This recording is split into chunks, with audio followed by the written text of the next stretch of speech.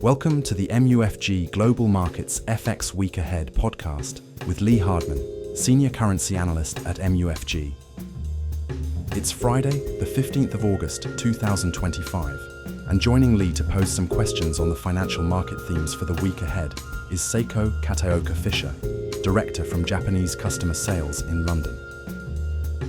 The following podcast is intended for professional investors and eligible counterparties only, and not for retail clients. Any content should not be regarded as an offer to conduct investment business or an investment recommendation, but for information purposes only. Hi, Lee. Hi, Seiko. The release of the latest US inflation data over the past week has revealed a mixed picture. How has this impacted your outlook for the US dollar? Yeah, like you said, Seiko, we've had the release this week of the latest CPI and PPI reports for the US for the month of July. And like you say, that has certainly triggered some volatility in FX markets this week. But we don't think it's changed the kind of underlying trend for a weaker dollar in the near term.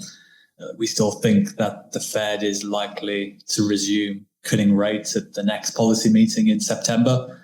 I think their focus is going to be more now on the evidence we've seen earlier this month of the weakness in the labour market, which we think gives them more justification to resume rate cuts. So I think that expectation for a 25 basis point rate cut in September is now almost fully priced into the US rate market, and that's contributing to some renewed dollar weakness this month.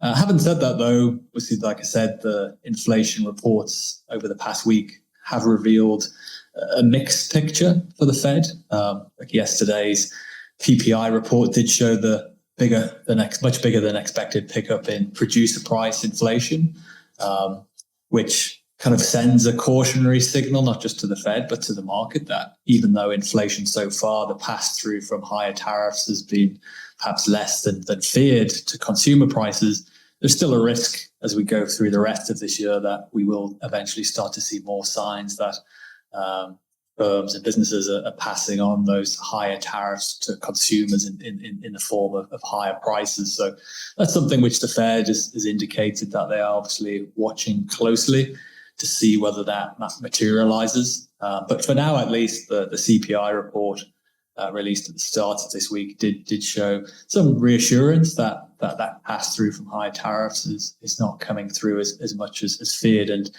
at the moment, it kind of leaves the door open there if the Fed wants to start to cut rates in September. The Japanese yen has outperformed this week. What have been the main drivers of yen strength? Yeah, I think there's a couple of factors. Obviously, the external backdrop is turning a bit more supportive for the yen. Like I said, the market has moved to price in more rate cuts from the Fed after the weaker employment data from the US at the start of this month, and that decline in US yields is continuing to have a negative impact on dollar yen. We've seen dollar yen drop by almost 5 big figures now from the high at the start of this month. So that's partly a reflection of those Fed rate cut expectations. At the same time, we've also seen expectations starting to build over the potential for the BoJ to be hiking rates again more quickly than the market had been anticipating. The market now is pricing in closer to a 50-50 chance that the BoJ delivers another 25 basis point rate hike as early as the October policy meeting.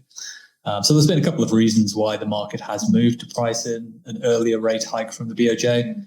Obviously, overnight, we did see the release of the latest GDP data from Japan, and that report showed that Japan's economy in the second quarter and in the first half of this year as a whole proved more resilient than expected.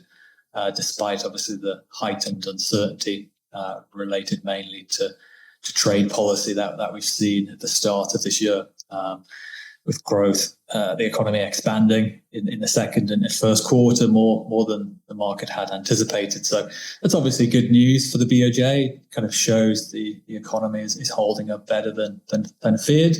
Obviously, they'd still. Are going to be watching closely over the next month or two to see whether that remains the case. even though we have obviously had positive news recently with the recent trade deal between the US and Japan, that has helped to reduce uncertainty and also should help to ease some of those downside risks to growth in Japan from trade disruption. So we do think those positive developments are clearing the way for the BoJ to consider resuming rate hikes. And then on top of that as well, we've also had some interesting comments this week from US Treasury Secretary Scott Bessent, who made some unusual remarks on the need for the BoJ to continue to normalize policy, arguing that the BoJ could be behind the curve in terms of fighting higher inflation. So it is not usually normal to hear the US Treasury Secretary giving advice for the BoJ on what they should do in terms of setting monetary policy. So those comments have been interpreted as potentially a sign there that the Trump administration is also trying to put more pressure on Japan to normalize monetary policy, which would then obviously help to encourage the yen to strengthen from undervalued levels against the dollar. So something to watch, although at this stage we wouldn't put too much emphasis on that potential intervention from the US into BoJ policy setting. Like we saw in the recent trade deal between the US and Japan, that didn't really focus on FX policy. So it doesn't appear to be kind of a priority right now to address the exchange rate between the two countries, but certainly one to watch and kind of could add to downside risks for dollar yen going into the autumn period, where obviously if we did see a bigger divergence opening up between Fed and BoJ policy, with the Fed cutting rates in September and then the BoJ hiking in October, that could begin to weigh more heavily on dollar yen. Thank you very much, Lee. Thank you.